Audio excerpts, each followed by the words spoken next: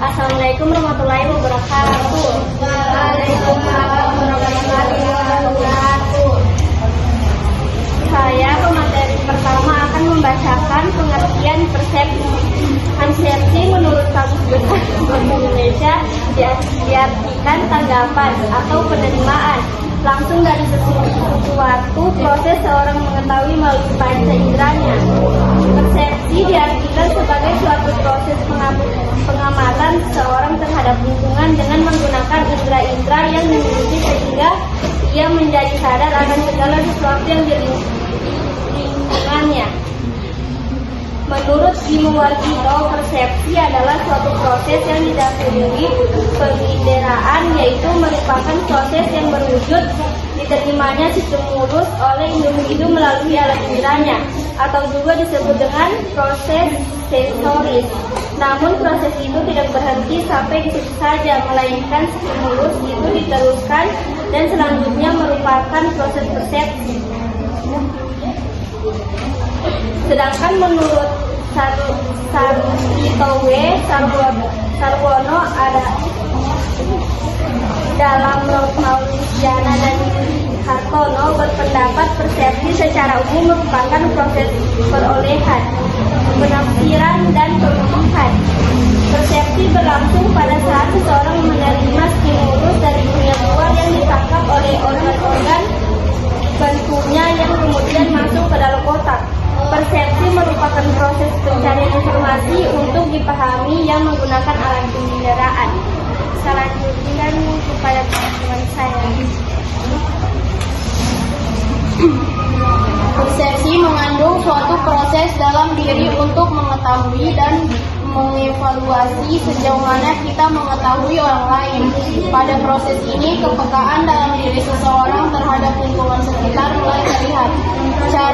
Cara pandang akan menentukan kesan yang dihasilkan dari proses persepsi. Proses interaksi tidak dapat dilepaskan dari cara pandang persepsi satu individu terhadap individu yang lain, sehingga memunculkan apa yang dinamakan persepsi masyarakat. Persepsi masyarakat akan menghasilkan suatu penilaian terhadap sikap, perilaku, dan tindakan seseorang di dalam kehidupan bermasyarakat. Dengan demikian, persepsi adalah suatu proses pengolahan informasi yang diterima oleh panca indera dari lingkungan dan diteruskan ke otak untuk diseleksi sehingga menimbulkan penafsiran yang berupa penilaian dari penginderaan atau pengalaman sebelumnya. Oke, selanjutnya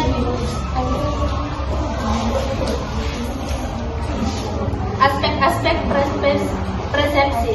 Pada hakikatnya, sikap merupakan suatu interrelasi dari berbagai komponen, di mana komponen-komponen tersebut menurut Baron dan Pirne juga Myers dalam German 1996 menyatakan bahwa sikap itu mengandung 3 komponen yang terbentuk struktur sikap, yaitu satu komponen kognitif, yaitu komponen yang berkaitan dengan pengetahuan, pandangan, keyakinan, yaitu hal-hal yang berhubungan dengan bagaimana orang berpersepsi terhadap objek sikap.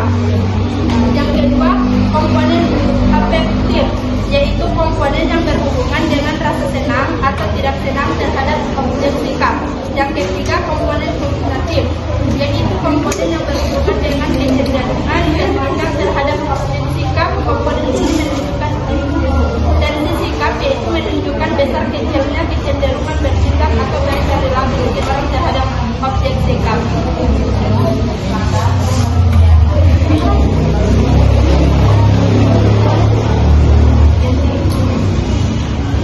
mari kita akan melanjutkan materi tentang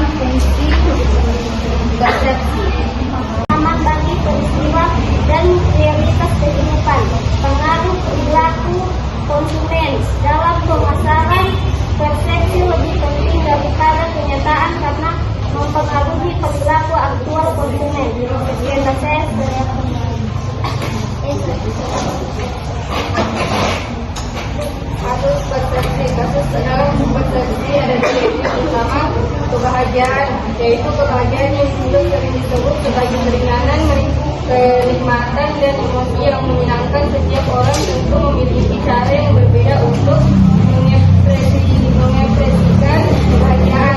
Beberapa orang mengekspresikan emosi kebahagiaannya dengan tertawa tenang dan beberapa dengan tangisan. Kebahagiaan merupakan hasil penilaian terhadap diri sendiri dan hidup yang membuat emosi positif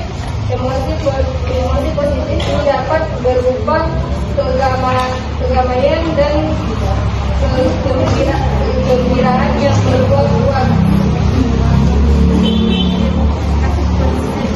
Kekecewaan. Seseorang terkadang juga memunculkan potensi kekecewaan. Pada dasarnya, kekecewaan dapat memberikan dampak positif dalam segala aspek kehidupan.